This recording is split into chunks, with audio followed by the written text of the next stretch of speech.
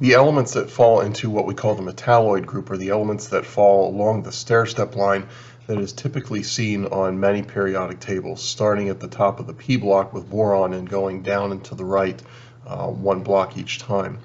And the elements that border this, have a direct border, either a side or a top or a bottom, are the ones that fall into this category. The one exception being aluminum, which would sit right underneath the in boron and beside silicon, so this is considered a metal.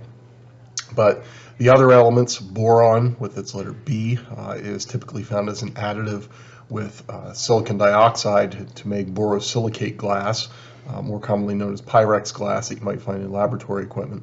Then you have silicon, probably most famous for being used in silicon chips and transistors that make possible all of our modern technological equipment, cell phones, computers, flat screens, things of that nature.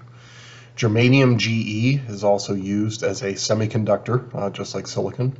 Arsenic As is commonly found in like rat poisons and things like that. It is toxic by ingestion.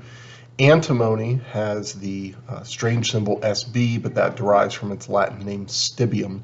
And you have tellurium Te, and finally the radioactive element polonium, PO.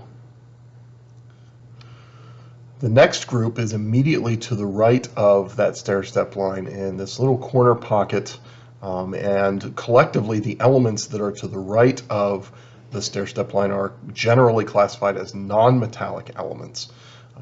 But this little corner pocket we're giving the rather nondescript name the other nonmetals.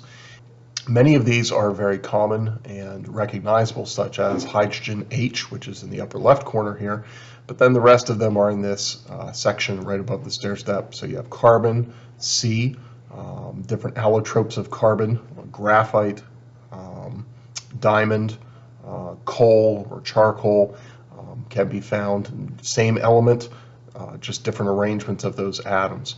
Then you have nitrogen, which makes up 78% of the air that we breathe. Oxygen makes up another 21% of what we breathe.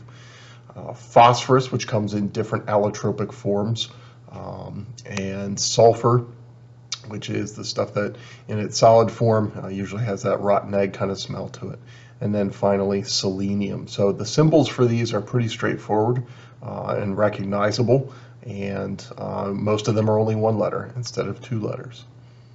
And the interesting thing about these nonmetals is that by far they make up the minority of elements on the periodic table. You can see there are far more metals on the periodic table than there are nonmetals, but yet they make up the majority of the elements that are found in the world around us.